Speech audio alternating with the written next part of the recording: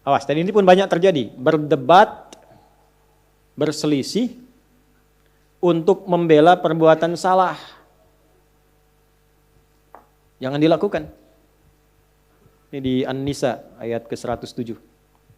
Wala tujadil 'anil ladzina yakhtanuna anfusahum. Dah? Nah, biasanya yang begini ini orang munafik.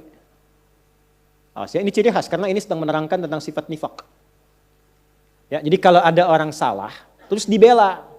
Nah, lawan diskusinya orang benar. Sudah ada orang benar, menerangkan yang benarnya, malah dicari-cari untuk lawannya. Ya, dicari argumentasi supaya seakan-akan ini ada pembanding. Ini benar kok, benar dipertahankan. Itu sesuatu yang salah. Itu dilarang. Sengaja berdebat untuk melawan sesuatu yang benar, tapi membela yang salah. Contoh. Ini paling gampang, paling aktual. Tapi jangan dipotong videonya. Kamera turun. Turun kamera. Ya, biar satu saja, biar lengkap. Nih, orang sudah tahu setiap muslim, kalau sholat berjamaah itu, khususnya di masjid misalnya, imamnya laki-laki. Saf makmum yang laki-laki depan. Kenapa ketawa? Perempuan di belakang. Sebaik-baik safnya tuh di belakang. Belakang pun ditata lagi. Udah ada bagiannya. Jadi kalau pengen saf pertama perempuan, di saf perempuan, di belakang laki-laki. Ya, itu yang sehat. Nah, dan itu yang benar. Karena yang ngajarkan Nabi. Kan gak mungkin melampaui Nabi. Nabi kan yang nyuruh. Bukan cuma disampaikan, sampai dipraktekkan, diukur oleh Nabi. Digaris begini, diatur. Abu Bakar sini, Utsman sini, Umar sini. Baris semua. Sampai masing-masing punya hobi. Ada yang pojok kanan, ada zaman Nabi itu. Ada pojok kanan. Saf depan ada. Dan itu ditunggu oleh Nabi. Karena Nabi tahu. Nabi tahu. Itu ketahuannya saat meninggal. Karena Nabi komen, nungguin mana si fulan yang biasanya pojok kanan ini. Dilihat gak ada. Ditunggu itu. Karena sudah waktu mau habis, maka dilakukan sholat. Lalu dicari ke rumahnya. Jadi kisah nyata. Jadi kalau kita sambil belajar sirah, enak dapatnya. Begitu dicari, jauh juga rumahnya nih. Betul, sahabat yang komen kan, Nabi biasa aja. Sahabat. Nabi biasa aja, Nabi kan Masya Allah, itu kan biasa. Kadang-kadang begitu, gurunya biasa, muridnya yang komen kan. Nyampe ke rumah ketemu istrinya. Ya Rasulullah, ditunjukkan kan, istrinya datang keluar, ya Rasulullah si fulan meninggal, singkatnya demikian.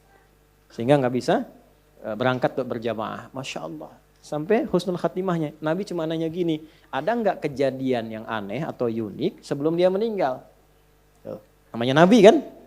Gak ada ya Rasulullah, cuma dia berkata begini, ya Allah kenapa gak lebih jauh lagi katanya. Apalagi, ya Allah kenapa bukan yang baru? Sahabat bingung. Nabi menerangkan. Baiklah, tahukah engkau ketika dia mengatakan, ya Allah, kenapa enggak lebih jauh lagi? Karena saat itu ditampakkan dalam sakaratul mautnya pahala dia yang berangkat ke masjid itu. Tampakkan. Makanya tenang. Nah, dampak dari situ dapat apa sampai surganya ditampakkan? Ditampakkan. Itulah panggilan yang membuat seseorang tenang saat sakaratul maut. Tenang, enak. Gitu. Ada yang sedang sholawat meninggal. Kemarin kayak Rifki itu. Ada yang di Saudi sedang ceramah begini, menyebut la ilaha illallah, meninggal. Ada yang sedang sholat, tapi tenang, enak mereka itu. Kenapa? Karena ditampakkan kebaikannya. Dan sesuai kebiasaannya. Itu yang dimaksud Quran surah ke-89 ayat 27 sampai 30. Ya ayyatuhan nafsul mutmainnah. Kenapa mutmainnah? Irji'i ila rabbika radiyatan mardiyah. Kenapa radiyatan mardiyah? Fadkhuli fi wadkhuli jannati. Nah, jannati itu ditampakkan. Sehingga dampak dari kegiatan kita itu ditampakkan hasilnya. Senang kita. Dalam senang itulah diambil nyawanya. Sehingga itu yang dimaksudkan lembut, tak terasa, enak pulang. Pulang tuh enak sebetulnya. Yang gak enak pulang tuh yang gak punya bekal. Kan kalau mudik enak kan? Yang gak enak mudik tuh yang gak punya bekal. Harusnya pulang itu enak. Tenang, pulang.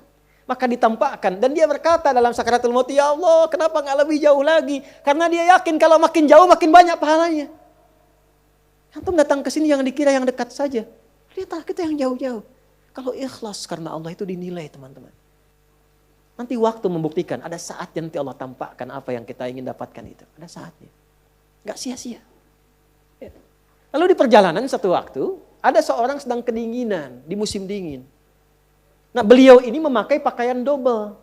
Yang baru yang di dalam, yang luar itu yang lama. Dibuka yang lama yang luarnya, dipakaikan ke situ. Maka ditampakkan bagian pahala kebaikannya.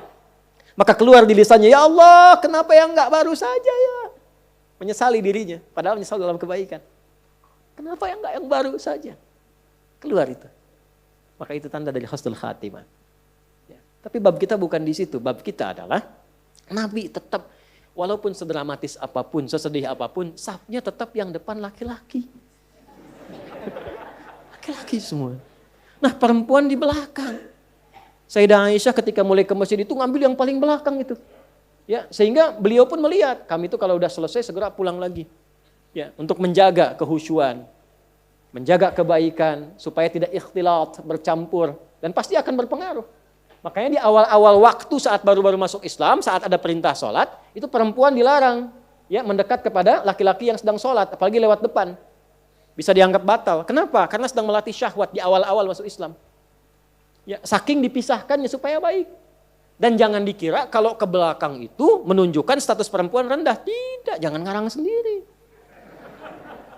Tidak, bukan itu maksudnya. Ayo rekam tuh. Jangan dipotong ya.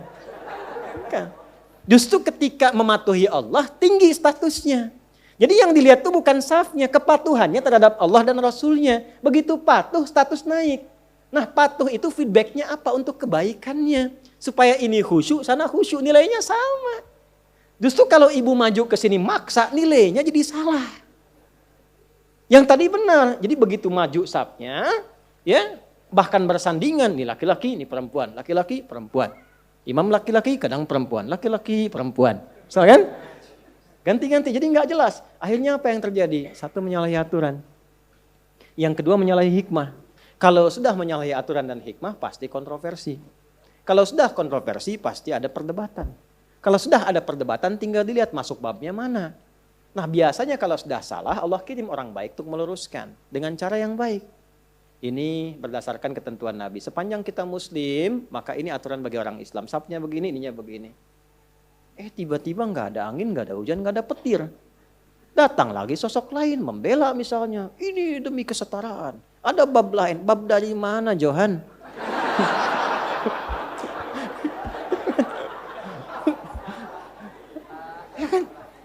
Nah ini tiba-tiba muncul, tapi ini sudah dari Quran disampaikan akan ada isyarat begitu. Makanya jangan kaget kalau ada melihat di TV macam-macam, kok membela, itu artinya Qurannya benar. Itu. Qurannya benar artinya. Akan ada terjadi demikian. Nah kita yang sadar, yang sehat jangan ikut-ikutan.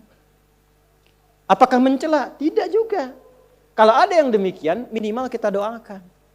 Kalau punya kemampuan diluruskan sesuai dengan kewenangan yang Allah tetapkan. Ulama luruskan dengan ilmu. Ya, yang berwenang pemerintah tertibkan dengan aturan. Sehingga semua kompak menjaga kedamaian. Tapi tidak ada bab celaan, tidak ada bab hinaan. Itulah indahnya Islam. Ngajinya tuntaskan. Turun An-Nisa ayat 140. Itu kan akumulasinya. Ya, waqad nazzala 'alaikum fil kitabi an idza sami'tum ayatillahi yukfaru biha wa yustahza'u biha fala taq'udu ma'ahum hatta yakhudu fi haditsin ghairi innakum idzan mithluhum innallaha jami'ul munafiqina wal kafirina fi jahannam jami'a. Paham? Tidak. Nah. Telah tetap ketentuan dalam Al-Qur'an kalau ada orang nyeleneh, itu kata Allah, nyeleneh. Ayat Quran diingkari, petunjuk Nabi diseling-selingi. Ya. Bahkan sengaja kadang-kadang menjadi olok-olok. Merasa benar mengolok-olok. Kalau terjadi yang demikian jangan lakukan hal yang sama kata Allah. Hindari, pertama jauhi. Jadi kalau ada tempat yang kurang sesuai, kontroversi, dilihat ternyata menyimpang, ya sudah jangan diikuti, jangan daftar, jangan masuk, jauhi dulu. Setelah itu apa? Ya, bahasa Qurannya indah supaya kamu nggak terpengaruh. Dan kalaupun ada perdebatan yang seperti tadi, tinggalkan, jangan disimak. Dengar yang baik-baiknya. Yang kontranya itu nggak usah disimak, buang-buang waktu. Akhirnya apa? Bikin sebal, malah keluarlah kata-kata yang kotor. Keluar itu. Apa kata Qurannya? Innakum idzam mithluhum. Kalau Anda juga mencela, ya sama aja Anda dengan mereka. Sama-sama tercela. Dan Islam tidak mengajarkan itu. Kita itu risalahnya kebaikan. Sekalipun mau lurus, dengan meluruskan dengan cara yang baik. Bukan dengan celaan. Seburuk-buruknya orang, kalau masih hidup tuh punya peluang untuk jadi baik. Allah memberi peluang, kenapa Anda yang bukan Tuhan menghambatnya? Maka minimal kita doakan. Minta kebaikan. Siapa tahu kan orang tumbuh itu dari lahir, dari tumbuh, sudah mendapati informasi itu. Ya kan? Yang bisa merubah itu doa kita, mohon kepada Allah. Allah yang berwenang untuk merubahnya. Jelas? Nah, adapun orang ini yang sengaja untuk berdebat, sengaja mempertahankan, kalau dia tidak tobat, maka dikelompokkan oleh Al-Quran ke dalam golongan munafik. Jadi orang munafik itu ciri khasnya senang-senang mendebat yang benar-benar.